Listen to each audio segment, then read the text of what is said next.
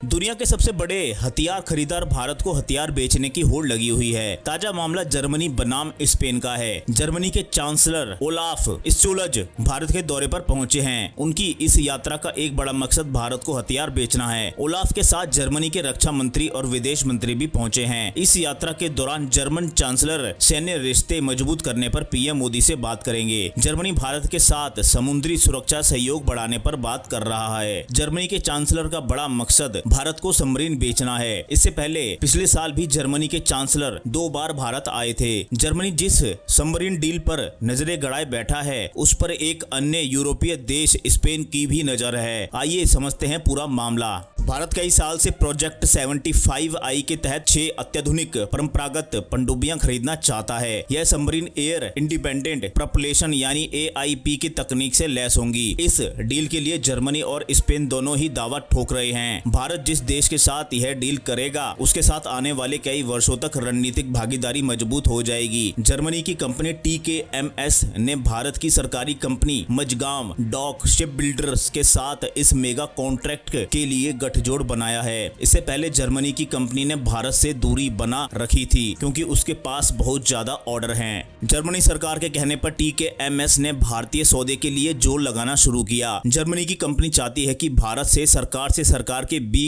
Submarine deal हो जाए। TKMS ने अपनी AIP तकनीक को इंडियन नेवी के फील्ड ट्रायल के दौरान दिखाया था। इसमें दिक्कत यह है कि भारतीय नौसेना को बड़ी सबमरीन चाहिए, लेकिन जर्मनी की टाइप 214 पनडुब्बी छोटी है। वहीं TKMS को भरोसा है कि भारत के साथ ऐतिहासिक रिश्तों की वजह से उसे ही यह डील मिलने जा रही है। जर्मनी के बाद स्पेन के प्रधानमंत्री पेड्रो सांचेज भी 27 अक्टूबर को भारत आ रहे हैं। पिछले 18 साल में किसी स्पेनी नेता की यह पहली भारत यात्रा है। यह दोनों ही देशों के बीच बढ़ते रिश्तों को दर्शाता है। स्पेन भी अपनी पनडुब्बी भारत को बेचना चाहता है। स्पेन की कंपनी नवांतिया ने भारत की दिग्गज प्राइवेट कंपनी LNT के साथ गठजोड़ किया है। नवांतिया की पनडुब्बी भी AIP की तकनीक से लैस हैं। कंपनी ने बताया कि उसकी AIP से लैस पनडुब्बी 2026 तक पूरी तरह से तैयार हो जाएगी। दोनों ही भारत सरकार के साथ डील करना चाहते हैं। विश्लेषकों का कहना है कि दोनों ही यूरोपीय नेताओं की यात्रा यह दिखाती है कि वे भारत के साथ रक्षा संबंध मजबूत करना चाहते हैं। भारतीय नौसेना ने दोनों ही